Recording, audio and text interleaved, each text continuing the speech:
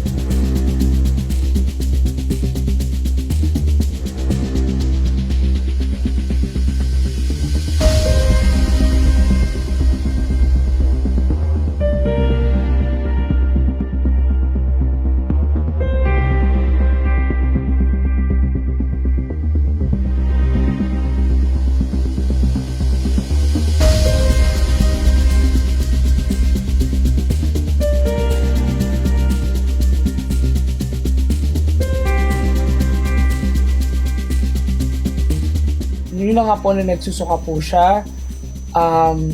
And then yung first na nagbanyo na siya, na after niya po makabalik from 2 to 07, na nagsusuka po siya doon.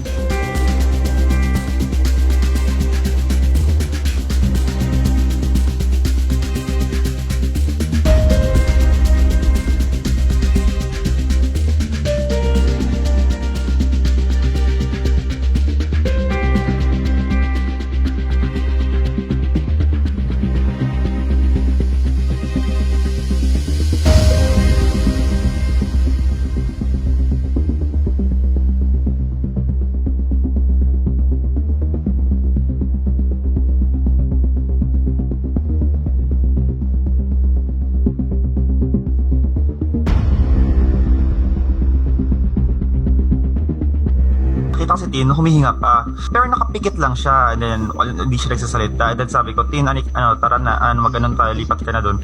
Then sabi niya, nag-move yung kamay niya, doon sa tiyan niya, then nag-move gumanon. So akala ko, pinapaalis niya ako. Sabi niya, I think comfortable na siya sa lugar na yon. Then sabi ko, okay, sige, dyan ka na muna, mamaya na kita ulit gisingin. Then sabi ko, then kumuha ko ng blanket, and then kinumutan ko si Christine. Then bumalik naman ako sa pagtulog.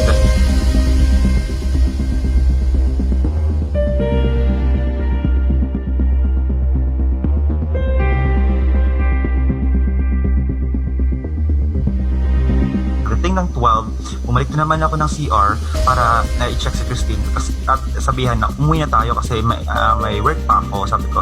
And then doon ko na napansin na hindi na siya humihinga, wala siyang check pulse niya, wala, breathing niya, wala. And then yung lips niya parang purplish, I don't know, purplish or parang ganun, like the dark na yung ano niya.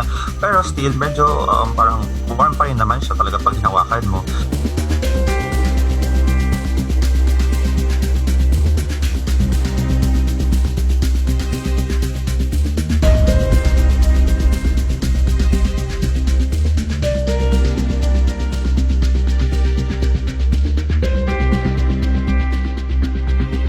Ginising ko na sila lahat, nagpanik na ako, ginising ko na sila lahat, and then nagpatulong ako, ilabas si Christine doon sa bathtub, and then started CPR, and then call assistance from the hotel, call ambulance. Pagpunta namin sa CR, nandun na si Tin sa floor.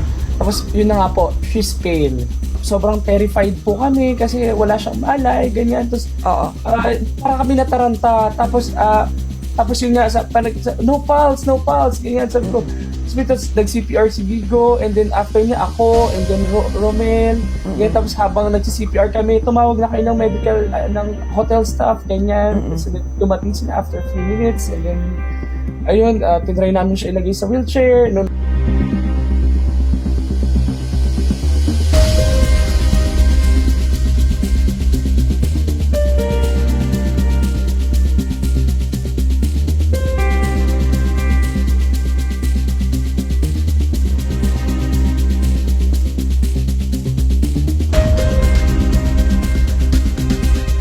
When we transferred her over our room, we took care of her. She just kept on vomiting. If she was raped, she would have let us know what happened to her.